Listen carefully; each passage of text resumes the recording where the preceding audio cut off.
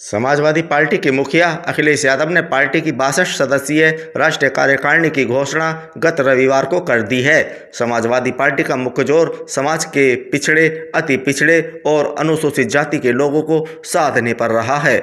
सबसे चौंकाने वाली बात यह है कि समाजवादी पार्टी ने इस बार ब्राह्मणों को भी रिझाने का प्रयास किया है। पार्टी ने शिवपाल यादव, आजम खां और स्वामी प्रसाद मौर्य को राष्ट्रीय महासचिव बनाया है। पार्टी ने लालजी वर्मा, इंद्रजीत सरोज का भी कद बढ़ाते हुए उन्हें राष्ट्रीय महासचिव बनाया है।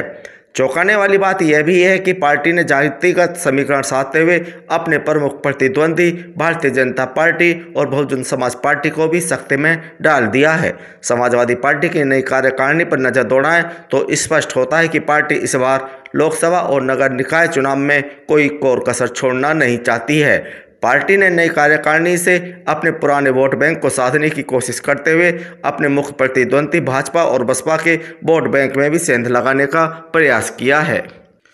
इससे पहले मैं इसके बारे में आपको बताऊं कि समाजवादी पार्टी ने भाजपा और बसपा की कैसे घेराबंदी की है। उससे पहले कार्यकारिणी में किन किन प्रमुख लोगों को जगह दी गई है उस पर एक नज़र डाल लेते हैं। समाजवादी पार्टी की राष्ट्रीय कार्यकारिणी में पिछड़ी जातियों के नेताओं को विशेष तवज्जो दी गई है। कार्यकारिणी में लगभग 80% पिछड़ी जाति के नेताओं को जगह मिली है। वरिष्ठ मुस्लिम नेता आजम खां समेत 9 अल्पसंख्यक चेहरों को भी कार्यकारिणी में स्थान मिला है। पार्टी ने पूर्व विधायक पवन पांडे सहित 4 ब्राह्मणों को भी कार्यकारिणी में जगह दी है। सुदीप रंजन सेन राष्ट्रीय कोषाध्यक्ष बनाए गए हैं।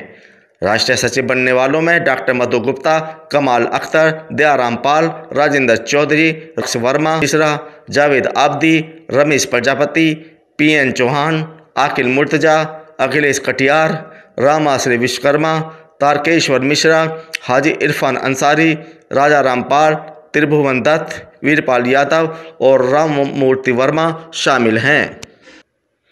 कार्यकारिणी सदस्यों में जया बच्चन, राम गोविंद चौधरी, अबू आसिम आजमी, चंद्रपाल सिंह यादव, जावेद अली खान, अरविंद कुमार सिंह, डॉक्टर मुकेश वर्मा, ऊषा वर्मा, लीलावती कुशवाहा, राजेश कुशवाहा, रामदुलार राजभर, संजय विद्यार्थी, OP यादव, पवन पांडे, उज्ज्वल रमन सिंह, संजय लाठर, राजकुमार मिश्रा, डॉक्टर रमेश तोमर, धर्मेंद्र यादव, अक्षय यादव, तेज प्रताप यादव को शामिल किया गया है।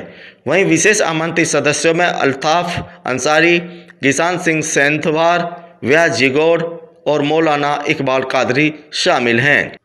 अब चर्चा इस बात पर करते हैं कि समाजवादी पार्टी की इस नई कार्यकारिणी ने भारतीय जनता पार्टी और बहुजन समाज पार्टी का खेल कैसे बिगाड़ दिया है। समाजवादी पार्टी ने इस बार अखिलेश यादव समेत 9 यादवों को कार्यकारिणी में जगह दी है। पिछले कई वर्षों से Bharatiya Janata party Yadav vote bank पर कब्जे को लेकर बेचैन है, लेकिन हर बार उसे निराशा ही हाथ लगती है। यादवों को साधने के लिए भारतीय जनता पार्टी ने शिवपाल यादव को भी अपनी ओर मिलाने का प्रयास किया था, जिसमें वह असफल रही। एक बार फिर 9 यादवों को कार्यकारिणी में स्थान देकर समाजवादी पार्टी ने भारतीय जनता पार्टी के सामने मुश्किलें पैदा कर दी हैं। समाज के अति पिछड़े वर्ग को साधने के लिए इस बार बहुजन समाज पार्टी ने पाल समाज के विश्वनाथ पाल को उत्तर प्रदेश का अध्यक्ष बनाया, तो भारतीय जनता पार्टी ने इस वर्ग में पैठ बनाए रखने के लिए केशव प्रसाद मौर्य को गत विधानसभा चुनाव में उनको हार के बावजूद मात्र इसलिए उप मुख्यमंत्री बनाए रखा ताकि अति पिछड़े वर्ग के मतदाताओं में कोई गलत संदेश न जाए। इस बार समाजवादी पार्टी ने अति पिछड़े वर्ग के कई प्रमुख लोगों को संगठन में जगह देकर समाज के अति पिछड़े वर्ग को साधने का प्रयास करते हुए भारतीय जनता पार्टी और बहुजन समाज पार्टी को भी सख्ते में डाल दिया है। समाज के अति पिछड़े वर्ग से संबंध रखने वाले स्वामी प्रसाद मौर्य, विशंबर प्रसाद निषाद, राम अचल राजभर, दयाराम पाल, राजा रामपाल, लीलावती कुशवाहा, रामदुलार राजभर सहित कई अन्य को संगठन में जगह देकर समाजवादी पार्टी ने भारतीय जनता पार्टी और बहुजन समाज पार्टी की रणनीति पर पानी फेरने का काम किया है। दरअसल अति पिछड़े वर्ग के वोटों पर कभी बहुजन समाज पार्टी और समाजवादी पार्टी का कब्जा हुआ करता था, उसमें भी समाजवादी पार्टी आगे थी। लेकिन पिछले कुछ वर्षों में भारतीय जनता पार्टी ने भी अति पिछड़ों के वोट बैंक को अपनी ओर मिलाने में सफलता हासिल की है। अति पिछड़ों को साधने के लिए योगी सरकार में इस वर्ग के कई लोगों को मंत्रिमंडल में शामिल भी किया गया है। अब अखिलेश यादव ने इस वर्ग को भारतीय जनता पार्टी और बहुजन समाज पार्टी की तरफ जाने से रोकने के लिए कई दिग्गज अति पिछड़े वर्ग के नेताओं को कार्यकारिणी में स्थान देकर अपने विरोधी दलों के सामने कांटे बिछा दिए हैं। राजनीतिक पंडितों का मानना है कि इससे समाजवादी पार्टी से इस वर्ग के जो मतदाता छिटक कर दूसरे दलों में जा मिले थे, उनकी पुनः घर वापसी हो सकती है। समाजवादी पार्टी ने अपनी राष्ट्रीय कार्यकारिणी में आजम खान सहित 9 मुस्लिम नेताओं को भी स्थान देकर मुसलमानों को रिझाने का प्रयास किया है। दरअसल समाजवादी पार्टी के लिए मुस्लिम मतदाताओं को लेकर सबसे बड़ा खतरा बहुजन समाज पार्टी है। उत्तर प्रदेश के चुनावी समीकरणों पर नजर दौड़ाएं तो यहाँ का अधिकांश मुस्लिम मतदाता समाजवादी पार्टी और बहुजन समाज पार्टी के बीच बटा हुआ है। गत विधानसभा चुनाव में मुस्लिमों ने खुलकर समाजवादी पार्टी का साथ दिया था, जिसके कारण समाजवादी पार्टी 100 से ज़्यादा सीटें जीतने में कामयाब रही थी।